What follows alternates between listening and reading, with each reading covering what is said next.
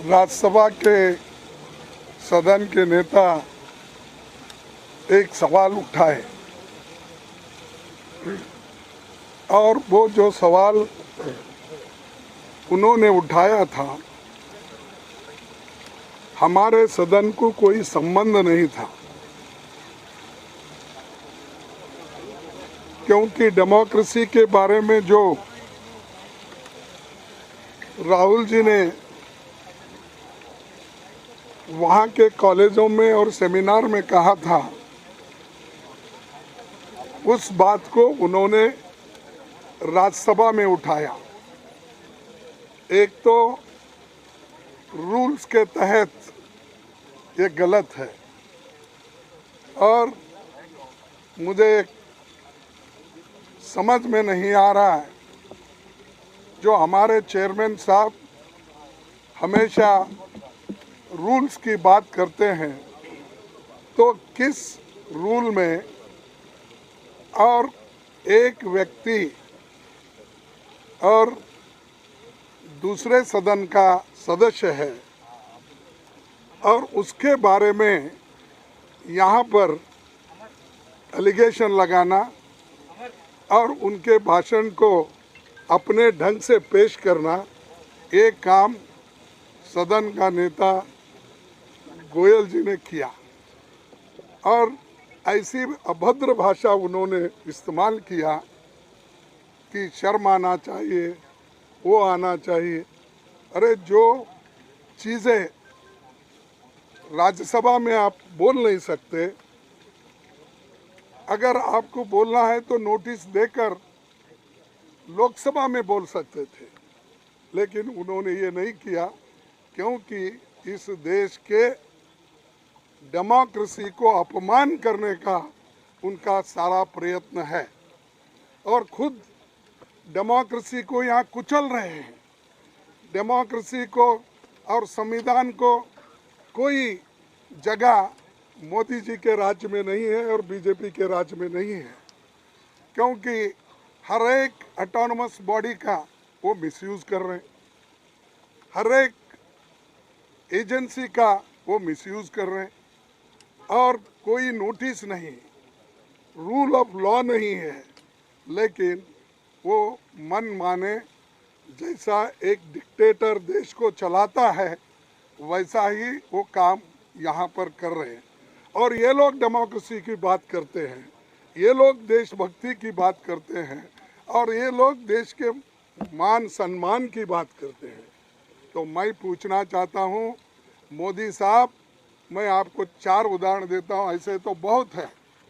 आपने जो चाइना गया, शंघाई में क्या कहा, मैं यही शब्द आपके सामने रखूंगा ताकि मोड़ तोड़ के बोल रहे हैं ऐसा नहीं होना, कि earlier you felt ashamed of being born in India.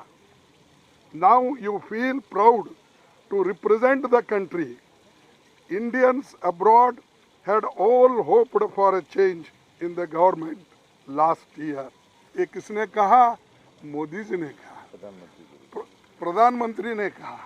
और प्रधानमंत्री ये कहते हैं देश की मर्यादा चले गई, अगर डेमोक्रेसी और कॉन्स्टिट्यूशन पे अगर बात करते हैं किसी कॉलेज में, किसी सेमिनार में, तो आप उनको टोकते हैं और हम देशद्रोही बनते हैं।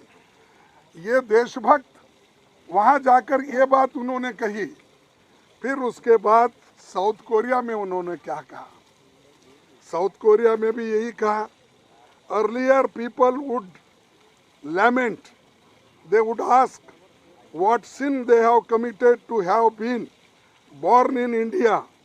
A businessman wanted to leave the country for better opportunities abroad, but these people are now saying that they will come back even if their incomes are lower than in other.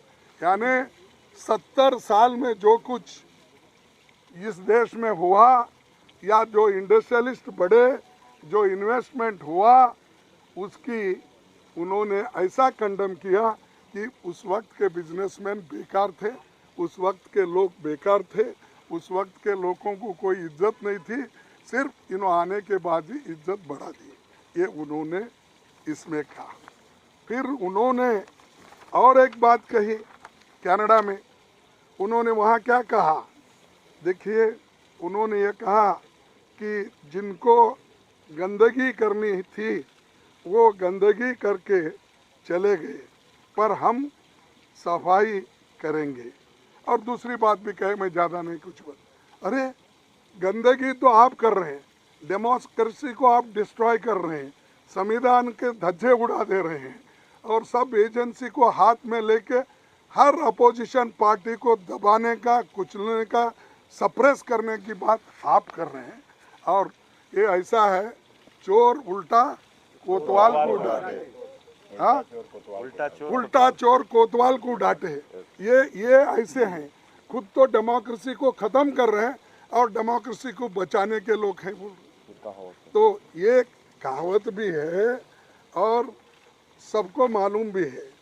और एक बात, जो UAE में गए, वह UAE में मोदी जी क्या बोले, देखो पहले की गवर्नमेंट लेथार्जी थी और वो काम नहीं कर सके, तो हम और प्रायोरिटी बेसिस पे, यानी और भी बहुत से हैं जो अभी परसों कल कर्नाटक में कुछ दूसरे जगह में, जो इंसान, जो व्यक्ति इस देश का प्रथम नागरिक है या प्राइम मिनिस्टर है, अगर वो जाके बाहर ये सब बातें बोल सकते हैं, अगर राहुल जी जाकर वहाँ पर सेमिनार में, डिबेट में अगर बात कहे तो अपराध हो जाता है। तो ये उनको समझ में आना चाहिए।